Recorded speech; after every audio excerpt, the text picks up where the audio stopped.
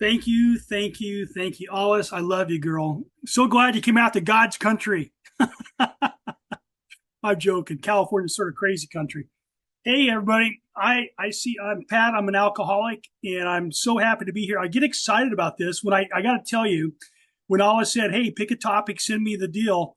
Alice didn't respond right away when I sent it back to her. She's going, I think you're probably going, what are you going to talk on that for? No? Okay, good. But this is, here's the good news. This is not a library tour, okay? It's not a library tour today, but I do want to, I'll probably mention some stuff. And out of the gate, I want to sort of set the stage on why we're doing, why I'm so passionate about this. When I came into Alcoholics Anonymous in 2002, God struck me sober in July of 2002. So I just passed 22 years, and it's a miracle of God. It is an absolute miracle of God. I take no credit, none. And when I came in, I didn't want to hear from you to tell me about God. I'd given up on God in my life. I literally had given up on God. And so when I saw it up on the steps in that third step, I was going, wait a minute. Is this thing all about God? And as I went through the first 3 or 4 months, I'm going to spare the deal so I can get right into our topic. I was going down fast. I was up for 2 breaths and I was going down and I was coming back up for the third breath in sobriety. I'm 3 months sober. I don't have a solution. I'm in a group that knows the solution in Denver, Colorado. But I was so anti-God, it was like I couldn't get there. I could not get there. But I got this gift of desperation that's never, well, I got it before I came in here, but I had this gift of desperation that there's no other way. I'm an alcoholic. When I drink, I can't control the amount. When I'm not drinking, I can't control the start. And I have a spiritual malady that is literally trying to kill me from the inside out. I have a spiritual cancer that is silent and ever so deadly. And the only solution is a conscious relationship with the living God of the universe that indeed is the great miracle, the great fact, and the central fact of page 25. It truly is. And my relationship with God today is far different than it was 22 years ago. And I want to talk to you a little bit tonight about the pilgrimage of how I've gotten to where I've gotten. And by the way, I'm a journeyman. I'm on the trail and I love the trail and I journey with all of you. And God is so rich and so wonderful and so loving and so graceful, so forgiving. I mean, there's just no limit to what God's going to do in our lives. So page 19 says we're supposed to practice these principles in all of our affairs. The third step prayer tells me that when I have victory over these difficulties that are revealed in my column 3 of my inventory, and I start to get a perspective of who I really am and who I'm really not, and who God is and who God is not, that I'm going to have some victory over these difficulties. And when God separates me from this bondage of self, that I get to witness to people for the rest of my days of God's power, God's love, and God's way of life. And so tonight, and then on page 55 or page 49, there's another little statement that says that, you know what, when we get righted, when we get in proper perspective, we're no longer going to be the Alpha and the Omega of our lives. We're not going to be the beginning and end. We're not going to be the center of the universe. God is. And we are going to willingly turn our will and our lives over to the care of this loving and powerful and very intimate God. And we are going to become his intelligent agent, his spearhead of his ever advancing creation. A creation that takes you and me in our daily lives, day by day, moment by moment, and uses us to love up people who are suffering, that only you and I, as recovered alcoholics, have a message of depth and weight that could save lives. We could take people to the very throne of God, just like Ebby did with Bill, And even though Bill showed up so much resistance, Abby, I don't want to hear about a loving sway of God. I don't care how loving he is. I don't care how wonderful he is. I don't care how great his guidance is. I don't want it. But the gift of desperation drives us back to open-mindedness. And so by the time I get to page 51, it says the consciousness of the presence of God is going to be it's going to be more important to me than anything else in my life. And on page 55, it says that this spiritual liberation that I see in other people that I've been doubting in the rooms, who are now recovered alcoholics, who have all this incredible love going on and changed life and exhibiting the great fact and the central fact of page 25, they're saying that it was made possible by God. And what did God do? It helped. God literally, if you will, transported them above their problems. Sam Shoemaker used to talk to Bill quite a bit, and Bill was an intellectual skeptic, agnostic, right? And Bill would say, how do I get my hands around this whole God concept? I mean, there's so many facets, and everybody thinks they've got it going on. And the religions of mankind, I don't think so, Sam. And, if there's any God at all, it's going to be the devil, because he seems to be boss universal, because he's got the whole world wrapped up. And Sam is saying, Bill, would you just chill out a minute? Will you just simply try to do the will of God as you understand the will of God, and see if you don't like the results? Just try God. For lack of a better term, take on the grand experiment. And one of the early writers that I was introduced to, and I'll throw the book up just for a second, if you want to take a screenshot of it, is called Abundant Living. It's by E. Stanley Jones. And this was read by the original 100. All the stuff that I'm going to talk about tonight, I'm not going to talk about modern literature. I'm talking about literature that the original 100, actually original 80, read. Okay, is the original folks. What did they inspire to? Now, I want to the last part of this context, and we're doing fine. We're only 7 minutes in, but I want to say, this is sort of important stuff.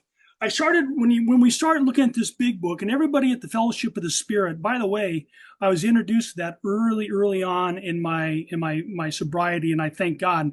Don Pritz and the gang started it up in Denver, up in Breckenridge, and I got to go the last time that Don spoke, and in 2004, just before I came out to California. And the love and the care and the teachability of the people that were in that fellowship, I have been forever moved to my heart. And so I identify with all of you. And it's a beautiful, beautiful way of life. And what Don said, he said, sobriety without a solution is cruelty. And solution without love is brutality. And I've never forgotten that after all these years, because unless we have a solution in our lives today, our life experience is going to be very, very cruel to others and to ourselves. Would you guys agree? Thumbs up if you agree with that.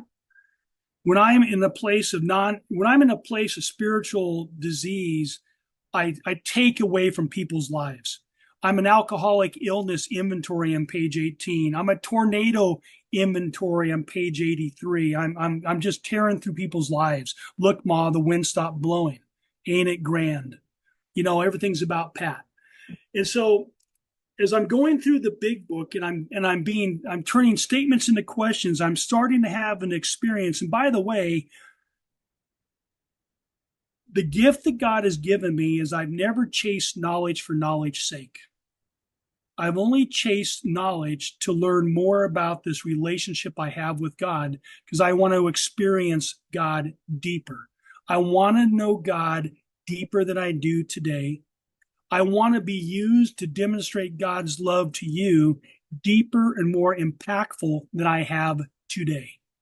And so I chase authors, I chase volumes, I chase books that could help me with those endeavors. Because I start to go through the big book, and the big book is a signpost. It's like it's a clue, it's a treasure map of topics that we could take in the meditation, that we could take into our step 11 practice. In other words, meditation, just starting out on the very basic, how do I listen to God? There are volumes and volumes and volumes of books that will give me ideas and clues about how the original 100 listened to God. Probably one of the best that I've ever read is a simple little volume called When Man Listens, and it's by Cecil Rose. Can everybody see it if you want to take a screenshot? When Man Listens by Cecil Rose. And he has a cool thing. He says, when man listens, God speaks. Pat, when you listen, God's going to talk to you. Hey, Pat, when you obey, God is going to act. God's going to make a path where there is no path. The impossible journey across becomes possible. God never breaks a promise. God never, ever doesn't show up. God always comes through. I have a dear friend of mine who's been one of my sponsees for about almost, 15, 18 years. And he's recently went through a really, really heavy stretch in life. And a couple times he's saying, Pat, I know that God's going to show up, but it's 11:59.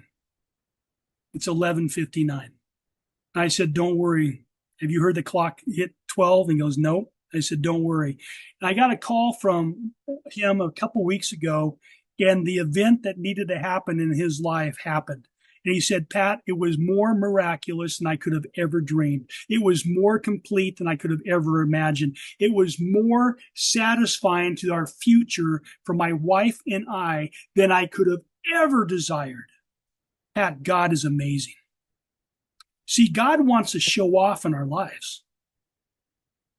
God's a show off. I put my faith in God, and God comes through because he wants people to know him. All right? And so I'm going through the big book, and I'm reading stuff like this. Bill considers, who does he think Christ is? On page 11. And one of the things that I asked my sponsees, I said, who do you think Christ is? And sometimes the answer comes back, I don't know. I don't have any clues. Says, why don't you check it out? There's books and books and books about who Christ is. Why don't you check it out?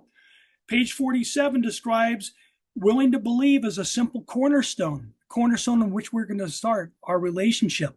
Why do they use that term cornerstone? Why don't you check it out? A meditation on that, and then it's going to lead you to some books. And by the way, at the very end of this, I'm going to give you one volume that has all the books that I'm talking about. So don't worry if, I'll give you what I got. Call me. I'll give you my life, I've got a lot of books. I read all the time and I love it, but it's not to impress, but I'd love to journey with you. Okay. On page 13, Bill calls God his newfound friend who's going to take away his sins, root and branch. What the heck does that mean? Do you know there's books on that? There's books and books and books. And what does that terminology even mean? And how about this one? Page 19, after such an approach, many take up their bed and walk again. Where did that terminology come from, and what is it talking about? It's actually a biblical reference saying that God did the impossible in a man's life. Does God do the impossible in our lives today? Is there a place in my life today that I feel blocked off from God, that I don't think God could take me further? Is there a place in my life where I can't get over a resentment that no matter how many times I've inventoried it, I can't get over it? I've got a fear that just keeps on nagging me. I got a habit in relationship that keeps tearing my relationship apart. There are books that we'll talk about that walk me through how to have a God-inspired relationship. Okay, I can't stop. Here you go. The greatest thing in the world. It's by a man named Henry Drummond. It was written I want to say 1884. It was one of the go-to volumes. And by the way, I don't want to overstate that's how thick this volume is. It's only, you can't even call it 40 pages. And it's the story of love, God's love for you and I. See, I believe the big book of Alcoholics Anonymous is a love story from those that have recovered to those who are still suffering. And I believe that the Bible is a story of how God has a love story for you and I. Now, it doesn't mean I'm trying to convert anybody to my way of thinking, my concept of God, but I want you to know that I didn't start out where I am today. So be careful of your journey. Be careful of your journey because, God does God stuff. And when God starts showing up, watch out. It gets pretty cool. But this greatest thing in the world is a story about how to show up in relationship lovingly with the power of God. It's out of 1 Corinthians 13, and it's probably one of the most powerful sermons that was ever not preached. That's right, not preached. It was written as a fireside chat with Henry Drummond's best friends who were all in world famous ministries at the turn of the century that all of Alcoholics Anonymous read on a routine basis. Let me keep going. Page 63 uses the term in the promises, we were reborn. Bill says, my roots, they grasp new soil. Where are these terms coming from? And again, Sam Shoemaker, one of the people that was read openly and lovingly by Alcoholics Anonymous, talks about that very subject of twice born ministers. And the ministers is one of those words that sort of jumps out at us. And I have to set aside my prejudice to the term. I had to when I started to read. And what Sam is saying to Bill Wilson as he wrote this, he was the Episcopal Calvary Episcopal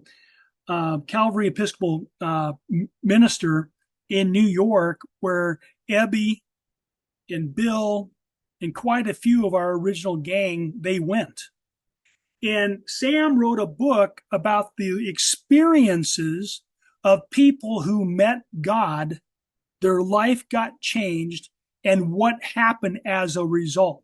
So it's like you get to listen to their stories. There's probably, 15 or 16 stories in that volume. And it tells each of us about the possibilities of what God can do if we give God our lives. What can God do?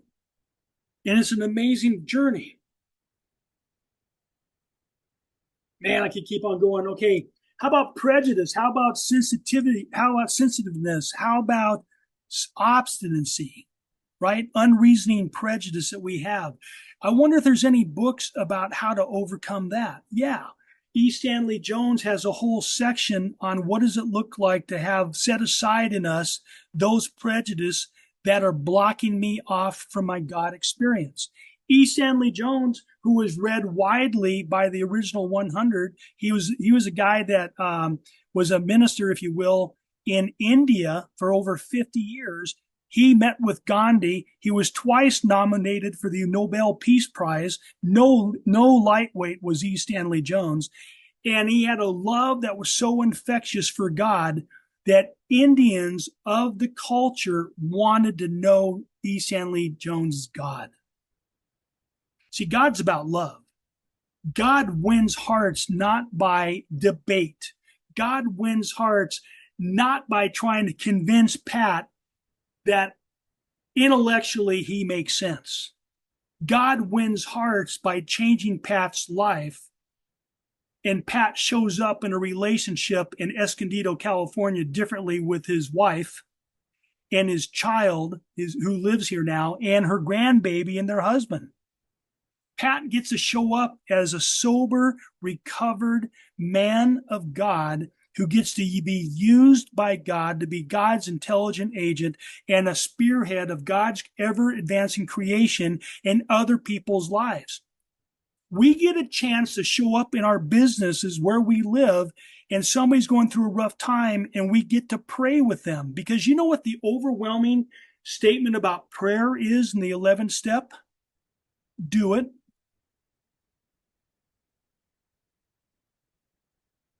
Do it. Well, how do I learn how to pray? What's the right way to pray? What's the right position? Do I have to turn? Do I have to kneel? Do I have to lay down? Hands raised? What do I have to do? Do it. And here's what I've come to understand after doing it for 21 and a half years, maybe almost 22 years, but 21 and a half for sure. The more I pray with God, the more I want to pray with God. The more I pray with God, the more I want to hang out with God. The more I pray with God, the more I want to listen to God. The more I listen to God, the more I want to do what God says. Why?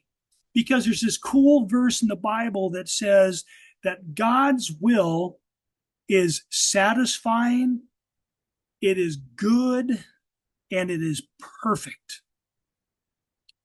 And I'm a mad dog. I want to find out if that's true.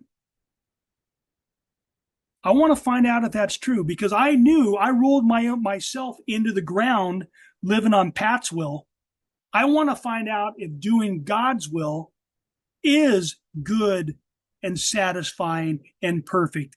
These people in the big book that are saying the consciousness of the presence of God is the most incredibly and most important thing in their lives, they make a powerful reason for saying why they have faith.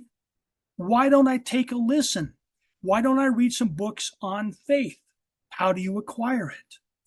Why don't I read some books on faith and how people experience it? I'm a story person. Give me a story. Give me the theory. Show me a man's life. Show me a woman's life. And so one of the guys, okay, I'm going to go right in the middle because you guys might tune out. I don't blame you if you do. But if you tune out, here's the book that you want to get on Amazon. The book the early AAs read for spiritual growth.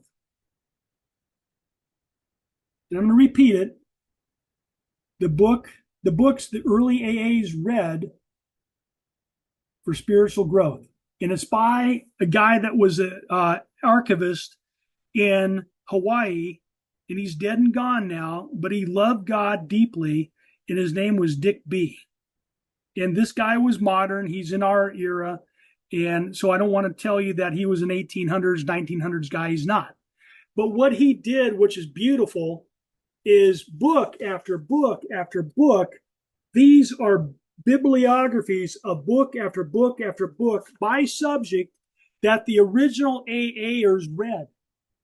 And I started going, you know what? If it's good enough for Bill and the gang, if it's good enough for Dr. Bob, if it's good enough for Ann Smith to do morning devotionals, it's good enough for Pat to take a read. And there's another one out there that I never knew about. I always knew about Emmett Fox's Sermon on the Mount. And boy, that was a great bridge for me because it was gentle to me to teach me a little bit about God. But there is another one that they read even more. Sermon on the Mount by a guy named Oswald Chambers. Sermon on the Mount by Oswald Chambers was also the same guy that the chief devotional, besides E. Stanley Jones' Abundant Living, the other chief devotional that they used was a book called My Utmost for His Highest. Somewhere around here. I probably got a copy of it. Here we go. Can you guys see it? My Utmost for His Highest. Fancy title. It means, Pat, give everything you've got. Either God is everything or God is nothing. What's your choice? For His highest. Why? Because I'm going to turn my will and my life over to the care of God, and I want God to do God stuff in my life. I want God to obliterate selfish self-centeredness. And by the way, make no mistake about it, These books that I read tell me very clearly that the spiritual malady that we suffer from, which is identified on pages 44, 45, and 52, signposts of my spiritual malady are the bedevilments on page 52. That selfish self-centeredness, that we think is the root. That's the root cause of the bedevilments. That is our spiritual malady. And the book's really clear that I don't have any ability to get rid of it. I could dress it up. I could paint the pig's lips. But the bottom line is it's still there. And the only entity, the only person in the universe that could free me from the bondage of self is who? God. And make no mistake about it, for the rest of our lives, God, because he loves us so much, he will not settle. He wants you too badly. He wants you and I to experience his intimacy. He wants us to experience his love and affection. He wants us to experience his power. And he says, I'm in a war on your behalf, Pat. I am going to obliterate selfish self-centeredness. I'm going to kill it dead. One tentacle at a time that is strangling your heart. I'm going to kill it. And if we look at our lives over our growth in sobriety, we are all changing from one degree to the next, less and less selfish. We have more patience than we used to. We have more love for others than we used to. We can turn our attention to other people's goals and designs and affairs, not our own little designs. We start to see our lives change from the inside out. We don't window dress it.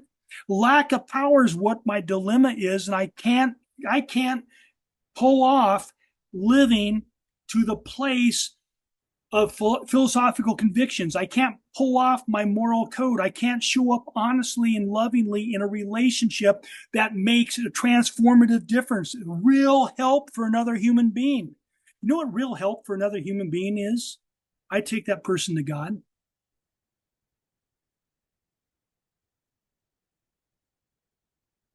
I pray with people at my office who do not believe in God.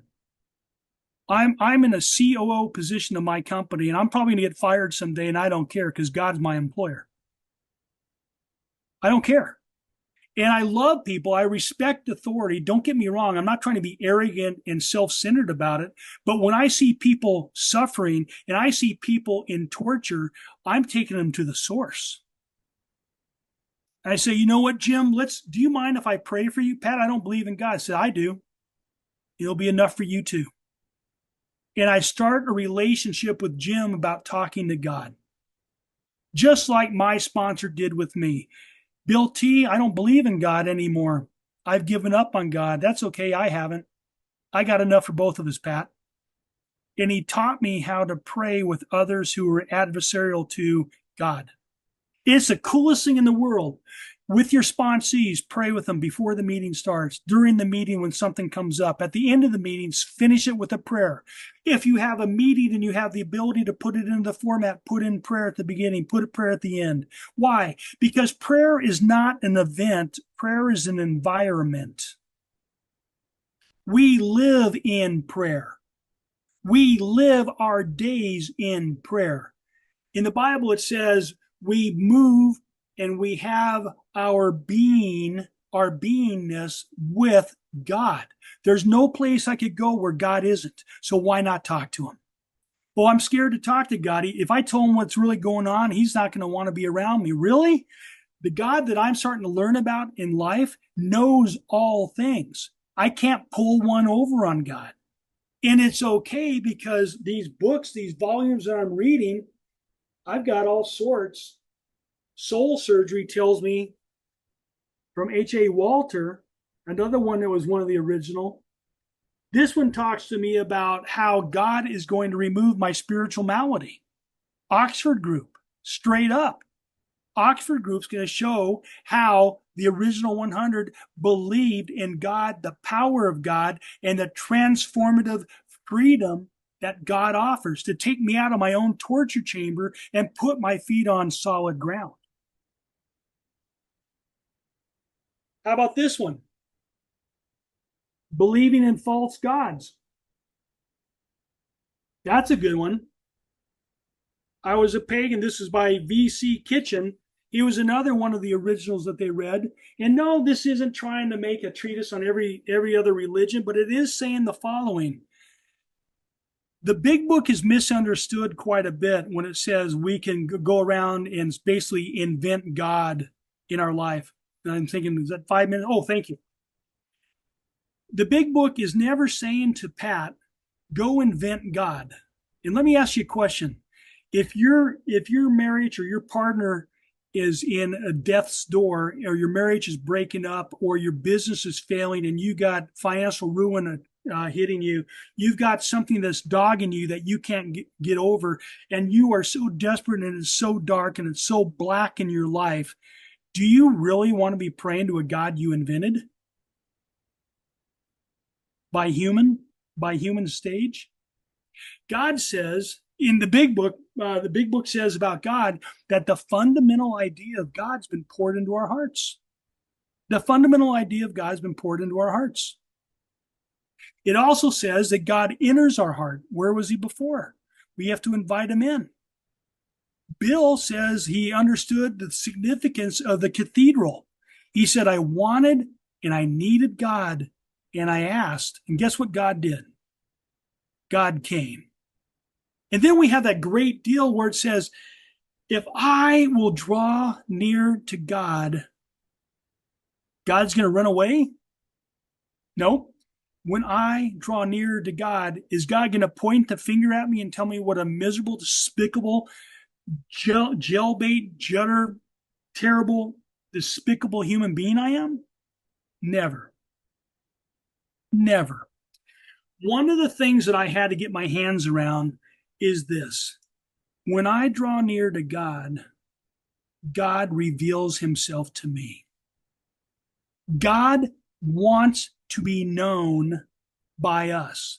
The big book and we agnostics about halfway through the chapter says, you know what? It's flabby goose flesh. Have you guys ever seen a goose without feathers? It is not a pretty sight. Flabby, the skin just hair hangs. If it's windy, it's going like this. It's just babbling back and forth. And it says that if you don't know if you have faith or you doubt whether or not God is, it says it's flabby. If you stay there, it's not saying that you don't start there. I get it. That's where I started, Cornerstone. I'm willing to believe.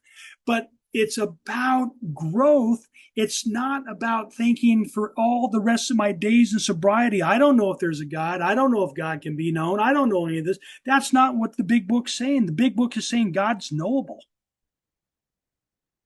Folks, it's controversial these days, which is sort of absurd, but it is. God is knowable. I don't know a billionth of who God is, but I do know God a whole lot better than I knew God 22 years ago. God is knowable, and God is approachable. God wants relation with us.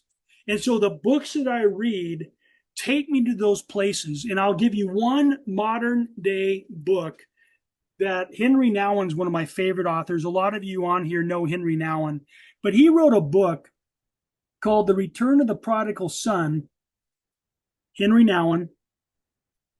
And I'll finish with this. I was given this by a friend of mine in 1995. I didn't get sober until 2002. In 1995, my life was off the rails. In 1995, I had doctors tell me I'm probably going to die if I don't quit drinking. I had doctors telling me that your liver's hit. They're telling me that the slur in your speech you're never going to lose. It's always going to be there because of what you've done to your brain. First wife is leaving me. The second wife is leaving. My 3 children don't want me anymore. My business partners don't want me anymore. And this guy has the audacity to give me some stinking religious book. And I took this religious book and I threw it over in the corner of my room. Do you guys realize that I never read this book until about 2010? Some 15 years later, after I've been sober for, say, 7, 8, 9 years. It's the story of God's rescue plan. It's the story, the love story of God saying, "You're too important to me, Pat. I'm not doing this without you. I'm coming after you. You can hide all you want, but I'm going to find you." And it's a good hide and go seek. God is coming after us. God wants us. And when God finds us, he's not trying to condemn us. He says, "You belong to me. You have a new identity, a keystone identity, Pat. I get to read books about what does it look like to have God as my father. I get to look at books that teach me about what does God look like as God, my director, my principal, my employer, my creator. Do you realize that none of us are a mistake? We're a masterpiece for God. God, before time began, created every single one of us on this call. You are not a mistake.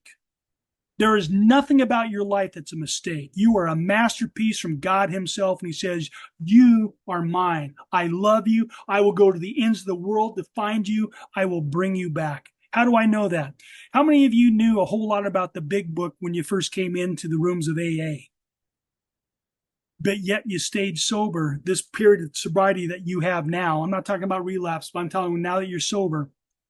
How did that happen? Was it your knowledge of the big book? Was it going to 90 meetings in 90 days? Was it calling my sponsor every day? All these things are good. I'm not arguing with any of these. That's not my point. My point is this: the very hand and loving hand and powerful hand of God reached into my torture chamber called Pat's heart, Pat's mind, that was dark and had no hope and was bitter and confused and baffled, overwhelmed and hopeless. And he speaks to the parts of my heart that I could hear, and he says, "Pat, I'm rescuing you. You belong to me. Come home." "Well, God, I'm not sure if I could do. Come home. I don't know enough." "It's okay. I'll teach you." "But what if you don't worry, I'm good." "But what if you try to tell me?" "I love you. Come with me. Walk with me and find out if my ways are good, satisfying, and whole." I love you guys. Thanks for the time. Hands up, and my new friend Shafardine.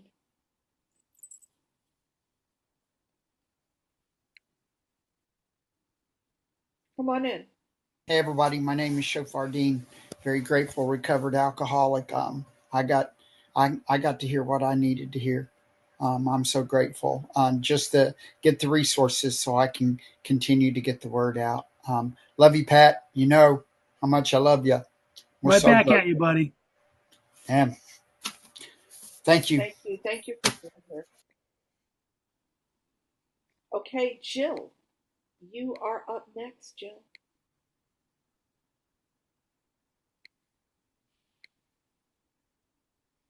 There you go. I'm Jill. I'm an alcoholic. Um, that was lovely. I can't stop smiling. I have a question. You mentioned that Bill T talked to you specifically about like praying with people who don't believe or people who are skeptical. And do you mind elaborating on that? Oh yeah, just real quick. Great to see you, by the way. Um, you know, conversation with God is like you and I are talking. I have a lot of love, and obviously I have a lot of I know that I'm talking to God, so I don't take that lightly. But when I'm talking, like Jill, if I'm talking to you and you're telling me that you're going through a rough patch in your job, I'm going to say, "Hey, do you mind if we pray for a second?" And you go, "Okay, yeah, it's okay. I don't really believe in God, but okay." I say, "Father, Jill's having a heck of a time in the job. God, I pray that you would do some God stuff in her life and give her some knowledge and wisdom about what steps to take. And God, if there's anything blocking her, would you please show her the way? Thank you. Amen." That'd be a way. That'd be an actual way that I'll share. And I was actually just praying. I don't know if you have a rough time in your job. I was just praying for you. I was just loving on you. Thank you, Pat. You bet. Ferdinand, please come in. Hey guys, glad to be here. Ferdinand Paulus over alcohol. Pat, that was awesome. Uh, your share just reminded me of the fact that I don't graduate from this program because there's so much for me to learn and to research and to dig for spiritual gems. That's what my late dad used to describe it. There you So go. since you read a lot, why don't you give me a brief description of when what's the best circumstances of when you read and meditate? Like, it's an evening, morning. What works best for you? Since obviously you read a lot. And thanks for your sharing your service. Oh, you're welcome. You're welcome. You know, well, you asked like what are my spiritual practices for reading, and I read usually early in the morning before anybody can interrupt me, like 5 o'clock, 5:15, and I get a good solid hour and a half before anybody's really grousing around in my work, and it's also a time where like I in the Bible, like if you take a look at my Bible, right? So I'll read that a bunch. And I started doing that, 20 some years ago. And the reason was, Ferdinand, is that Dr. Bob did that and Ann did that. And so they did it early in the morning. So I figured if it's good enough for them, it's good enough for me. And it works well for me. Late at night, I fall asleep. I'm good for 3 or 4 pages and I fall asleep. And that's part of my practice. There's more to it, but that's part of the practice. You bet. Before Linda comes in, I want to just say that if you are having trouble wrapping your mind around the word God, use whatever word works for you. The source, Yeah, great point. Great point. creator, anything. But I want people to put their hands up and ask Pat questions. Pat walked us through page number by page number all of these places in the big book that talk about our spiritual experience. So, hmm Linda, you're up next. Come on in. Thanks, Solace. Hi, everybody. Linda Alcoholic. Thank you so much, Fellowship of the Spirit and Pat. I am just like, woo, woo. But, and I just thank you. Thank you for sharing the spirit that is in you with all of our spirits. You were a big part of the shift for me and this continued shift in this relationship, this absolute beautiful relationship with God. So I'm just, I have a question. Would you, I think about when I first came to Alcoholics Anonymous, would you, in a brief way or whatever, kind of give it wasn't always like this. It wasn't always like this for you. I remember when I did the 24 hours a day and daily reflections and kind of close them up. And so, kind of if you could, like Oh, yeah. Thank you, sir. Super question, Linda. And by the way, my true invitation to everybody is wherever you're at, it doesn't matter. Start there, because I couldn't say the word God for years. I couldn't go into a church building for probably the first 4 years of my sobriety. I would physically get ill to go inside of a church building. Okay. So what my sponsor did with me, he said, Pat, there's over 400 times that the word God or a derivation of God's name is used in the big book. Go find them and see what they mean to you. Infinite, spirit of the universe. I could go, well, there's a bunch, but if you go into We Agnostics, just take the chapter We Agnostics, and every time it uses a terminology for higher power, by the way, higher power is used twice in the big book. Lovingly, it's not a bad thing. God is our higher power. I think he's just fine and dandy with that being called his name. I know a lot of people that I fellowship with, I call my brothers, they call God higher power. I have some people, my second sponsor used to call God the big G. There's all sorts of names. I don't think God wants us to come towards him. Infinite power, spirit of the universe. Bill called him at one point the czar of the heavens. Wherever you start, that's what it is.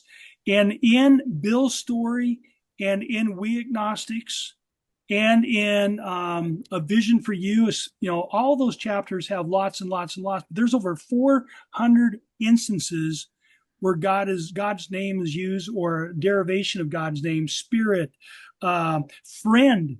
That's where I had to start. I couldn't call God God. The first consciousness was using the word friend.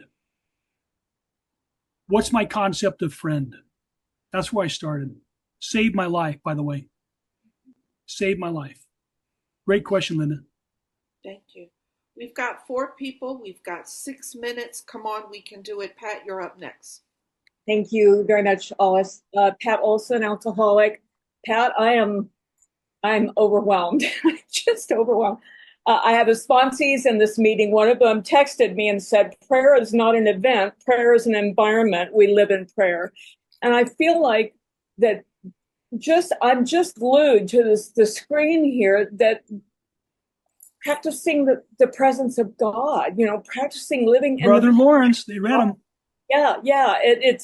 It's really coming to life. And I just want to thank you for that. And one question: sobriety without a solution is cruelty. What was the line after that? Solution without love is brutality. Beautiful. Thank you. That's so Don P. That guy was one of the most loving human beings you'd ever want to meet. Love Don. Yes. Thank you so much for referencing him. God bless you. Absolutely.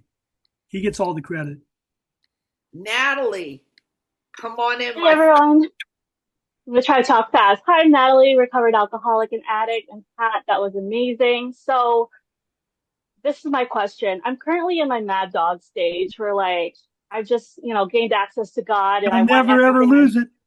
I'm reading everything. I'm buying all the books, and I'm only reading them halfway because I want the next book. So I'm just devouring all this literature. And did you ever have that phase when you were in that place, and how did you balance it out? And do you find that by doing that, I'm blocking God from doing God stuff when I'm busy consuming all the spiritual literature? I don't know if that makes sense. It makes total sense. Sam Shoemaker used to tell Bill, love God with all your heart, soul, and mind, and do whatever you want.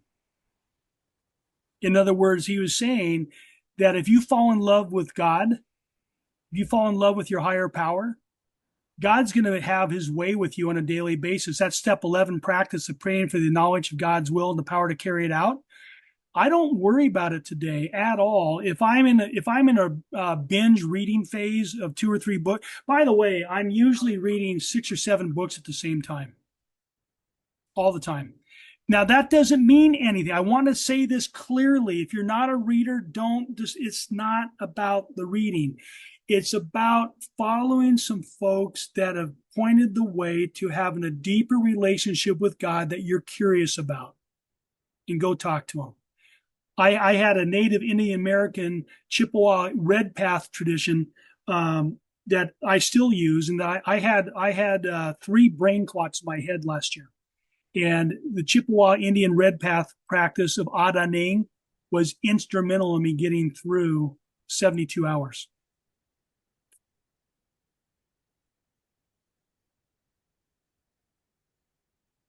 Thank you, Alice. I'm Sarah. I'm an alcoholic. Pat, so you had said at one point, Corinthians in the Bible, what was that? You hear it, you'll hear it at the weddings sometimes, Sarah. 1 Corinthians chapter 13. And the book is called, I'll put it back up here. Here you go. Okay. Thank you. By the way, it's the first hit you'll get with Amazon. It's a real popular read. Real popular. Thank you, Pat. You'll love it.